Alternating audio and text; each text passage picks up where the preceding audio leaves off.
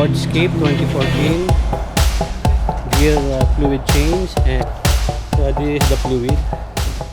Mercon LB automatic transmission fluid, total of 6 liters. Ibig sabihin, pababa ng ano niya, yung number of cycle niya. Spray ba yung throttle valve cleaner? Oo, sulit. Para mas mabilis yung ano, luwagan mo din yun. Para walang pressure. Yung air, walang air. Tuloy yung ano, Yes.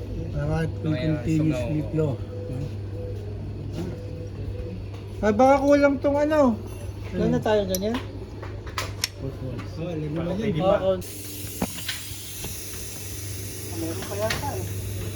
Pressurize 2 bar para mailagay dito. Screwdriver. So nilagyan namin ng 5 liters na transmission oil. Itong gagamitin natin na compressurized pump. Pa tong ano. Dito. Dito. Yun daw. Okay, pa. Dami na yan. Yan. Ilang bar? Tubar. Okay. Makasabuhan tayo nito eh. So we'll put Tutok pressure yan. 2 bar and then we will remove the air.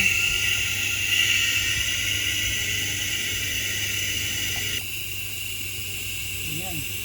Tubar yan.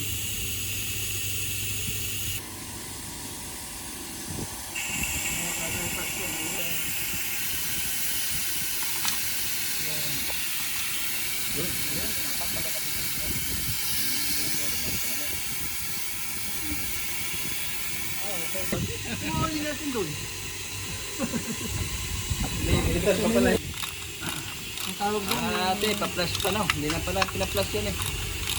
Ang tawag doon sa washer na gano'n? O-ring. Hindi isa to eh. Hindi, ito siya makikita. Hindi nga. Kasi meron po kasi sa side. That will be less too because they're still here, no? Almost 4 liter rin nakuha mo, di ba?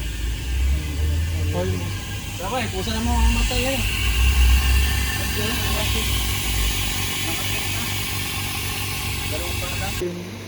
We're checking the temperature of the new transmission fluid. So the reading here is 74.25. The manual said it's 85 to 93 degrees, but it reads 74.44 degrees centigrade. Temperature.